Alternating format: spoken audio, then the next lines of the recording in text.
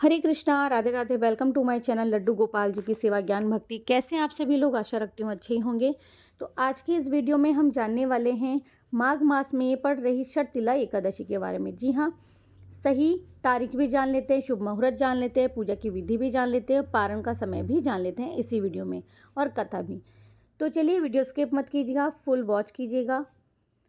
तो हमारे हिंदू धर्म में एकादशी व्रत का बहुत महत्व आप सभी जानते हैं। हर महीने में 2 एकादशी तिथि पड़ती है, यानी साल में कुल हो गई 24 एकादशी तिथि। हर महीने में आने वाली एकादशी तिथि है। सभी एकादशी तिथि का अलग अलग महत्व होता है। तो एकादशी का विशेष महत्व क्यों होता है, ये मैंने अपनी कई वीडियोस में बताया। वो चाहे माघ मास की हो या फिर भादवे की हो या श्रावण की हो, कोई भी एकादशी हो, सबका अपना अपना अलग अलग महत्व होता है। अब शर्तिला एकादशी इसमें विशेष आ गया क्योंकि ये पूरा महीना हम तिल का दान करते हैं, तो इस एकादशी में भी तिल का महत्व है। इस दिन व्रत भी रखते हैं, पूजा करते हैं, जाप करते हैं, तिल का दान करते हैं, तिल से स्नान करते हैं। माघ मास के कृष्ण पक्ष की एकादशी तिथि को शर्तिला एकादशी कहा जाता है। तो ये 6 फरवरी को पड़ रहा है और वार पड़ रहा है मंगलवार। इस व्रत को करने से कहते हैं कि पवित्रता और निरोगता प्राप्त होती है। ये भी मानते हैं कि इस दिन भगवान विष्णु की पूजा करने से स्वर्ग की प्राप्ति होती है। तो एकादशी के व्रत में तिल का उपयोग महत्वपूर्ण होता है। तिल से बनी हुई चीज़ों का भगवान जी को भी भोग लगाया जाता है और आपको भी ग्रहण करना होता है। इसी के साथ में इस दिन खाने वाले तिल के 6 प्रकार का इस्तेमाल होता है। वो कैसे, चलिए हम जानते हैं। इस व्रत वाले दिन तिल का दान करने से कहते हैं कि स्वर्ग की प्राप्ति होती है। तो चलिए पहले हम जो एकादशी तिथि है 5 फरवरी 2024 को पड़ रही है। 5 फरवरी को कब पड़ रही है? 5:24 पर, और 6 फरवरी को शाम 4:07 पर समाप्त होगी। तो पूजा के लिए जो शुभ मुहूर्त है वो है 9:51 से 1:57 का दोपहर, ठीक है। और पारण का अगर हम समय जानते हैं तो 7 फरवरी को 2024 यानी सुबह 7:06 से 9:18 तक का समय है। इस बार आपको पारण का जो समय है बहुत अच्छा मिल रहा है। और द्वादशी समाप्त होने का जो समय है 2:02 पर होगी, ठीक है। अब ये जो शर्तिला एकादशी है इसका महत्व क्या है? एकादशी के दिन, इस एकादशी के दिन आपको तिल से स्नान करना है। पानी में तिल डाल लीजिएगा, तिल का आप उपटन लगा सकते हैं, तिल से हवन करें। इस दिन आप तिल का तर्पण करें, तिल का भोजन बनाएं, तिलों का दान करें। यही इस दिन होता है। ये भी कहा जाता है कि जैसे थोड़ा सा गंगा जल आप पानी में डालते हैं स्नान करने से पहले, उसी तरह से तिल डाल करके स्नान इस दिन ज़रूर से करना चाहिए। कोई भी व्रती व्यक्ति हो या कोई भी सादा, दोनों को ही भगवान विष्णु की पूजा करें जैसे कि हर एकादशी पर करते हैं।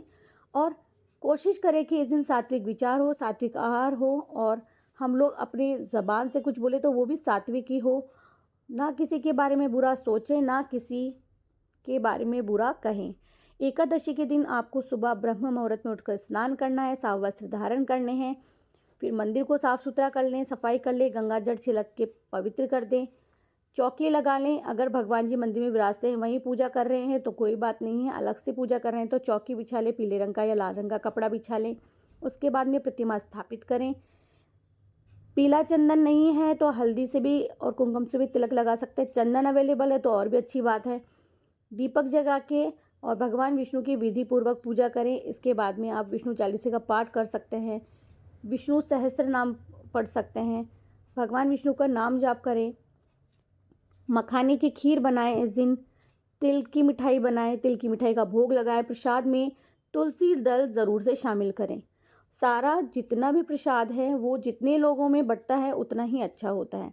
हमारे शास्त्रों में एकादशी व्रत का बहुत महत्व बताया गया है क्योंकि ये भगवान विष्णु को समर्पित है। तो कहते हैं कि साधक को मोक्ष की प्राप्ति होती है तो ज़रूर से करना चाहिए, क्योंकि कौन इस नश्वर जीवन में आना चाहता है। तो कोई भी व्रत हो, सभी व्रतों के लिए कहा जाता है कि मनोकामना पूर्ण होती है, लेकिन मन में किसी इच्छा को रख के व्रत करना, मैं मानती हूँ कि शायद सब कुछ ही जब हमने समर्पण प्रभु को कर दिया है तो क्या ही कोई इच्छा रखना, क्या ही कोई इच्छा जागना। लेकिन अगर आप किसी परेशानी से जूझ रहे हैं, तो जब बच्चा परेशान होता है माता पिता से कहता है, उसी तरह से जब हम परेशान होते हैं अपने प्रभु भगवान जी से, हमारे ईश्वर से, अपने प्रभु से हम लोग हाथ जोड़ के प्रार्थना करते हैं कि हे प्रभु हमारे कष्टों का निवारण करें, हमें सही रास्ता दिखाएं। इसी तरह से प्रार्थना करनी चाहिए। पूजा जब हो जाती है आपकी, तो पूजा में अगर कोई त्रुटि हो गई हो हमसे या भूल वश हमने कुछ गलत कर दिया है या कुछ चीज़ रह गई है जो हमने की नहीं है, प्रभु से हाथ जोड़ करके प्रार्थना करें, क्षमा याचना करें। बस यही होता है पूजा में। चलिए अब हम लोग इस व्रत की कथा जान लेते हैं, यानी शर्तिल्य एकादशी की कथा। एक समय दालभ्य ऋषि ने पुलस्त्य ऋषि से पूछा कि हे महाराज, पृथ्वीलोक में मनुष्य ब्रह्म इत्यादि महान पाप करते हैं तो पराये धन की चोरी तथा दूसरे की उन्नति देखकर ईर्ष्या भी करते हैं, साथ ही अनेक प्रकार के व्यसनों में फंसे रहते हैं, फिर भी उनको नरक प्राप्त नहीं होता। इसका क्या कारण है? वे न जाने कौन सा दान पुण्य करते हैं जिससे उनके पाप नष्ट हो जाते हैं। ये सब कृपा पूर्वक आप हमें बताइए, सुनाइए। तो पुलस्त्य मुनि कहने लगे कि हे महाभाग, आपने मुझसे अत्यंत गंभीर प्रश्न पूछ लिया। इससे संसार के जीवों का अत्यंत भला होगा। इस भेद को ब्रह्म, विष्णु, रुद्र तथा इंद्र आदि भी नहीं जानते, परंतु मैं आपको ये गुप्त तत्व अवश्य बताऊंगा। उन्होंने कहा कि माघ मास लगते ही मनुष्य को स्नान आदि करके शुद्ध रहना चाहिए, इंद्रियों को वश में रखना चाहिए, काम, क्रोध, लोभ, मोह, अहंकार, ईर्ष्या तथा द्वेष आदि इसका त्याग कर देना चाहिए, भगवान का स्मरण करते रहना चाहिए। पुष्य नक्षत्र में गोबर, कपास, तिल मिलाकर उसके कंडे बनाकर रखने चाहिए और उन कंडों से 108 बार हवन आदि करना चाहिए। उस दिन मूल नक्षत्र हो या एकादशी तिथि हो, अच्छे पुण्य देने वाले नियमों को ग्रहण करके, स्नान आदि नित्य क्रिया से निवृत्त होकर के सब देवताओं के देव श्री भगवान का पूजन करना चाहिए और एकादशी व्रत धारण करना चाहिए। रात्रि को जागरण करना चाहिए। उसके दूसरे दिन धूप, दीप, नैवेद्य आदि से भगवान का पूजन करके खिचड़ी का भोग लगाना चाहिए। तत्पश्चात पेठा, नारियल, सीताफल, सुपारी अर्घ्य देकर स्तुति करनी चाहिए। तो हे भगवान, आप दिनों को शरण देने वाले हैं, इस संसार में फंसे हो का उद्धार करने वाले हैं। तो हे पुंडरीकाक्ष, हे विश्व भावन, हे सुब्रम, हे पूर्वज, हे जगपते, आप लक्ष्मी जी सहित इस तुच्छ अर्घ्य को ग्रहण करें। इसके पश्चात जल से भरा कुंभ यानी घड़ा ब्राह्मण को दान करें। ब्राह्मण को श्यामा, गो, तिल पात्र देना भी उत्तम होता है। तो तिल स्नान और भोजन दोनों ही श्रेष्ठ है। इस प्रकार जो मनुष्य जितने तिलों का दान करता है उतने ही 1000 वर्ष स्वर्ग में वास करता है। तिल स्नान, तिल का उपटन, तिल का हवन, तिल का तर्पण, तिल का भोजन और तिलों का दान, ये तिल के 6 प्रकार है और इनके प्रयोग के कारण ये शर्तिला एकादशी ही कहलाती है। इस व्रत के करने से अनेक प्रकार के पाप नष्ट हो जाते हैं। इसीलिए इस एकादशी पर इसके नाम से ही पता चलता है शर्तिला एकादशी, यानी कि इस एकादशी की पूजा में तिल हमें ज़रूर से शामिल करने हैं। शर्तिला एकादशी आप कर रहे हैं तो कथा ज़रूर से श्रवण करनी चाहिए। कोई भी एकादशी जब आप करते हैं तो उसकी कथा ज़रूर से श्रवण करनी चाहिए, या फिर आप पठन भी कर सकते हैं, यानी कि आपके पास अगर बुक है तो आप पढ़ सकते हो। इसका महात्म्य का बुक भी आपको मार्केट में मिल जाएगा, आप वो भी पढ़ सकते हो। देखिए, कुछ नियम होते हैं जो कि प्रत्येक एकादशी और प्रत्येक व्रत में लागू होते हैं।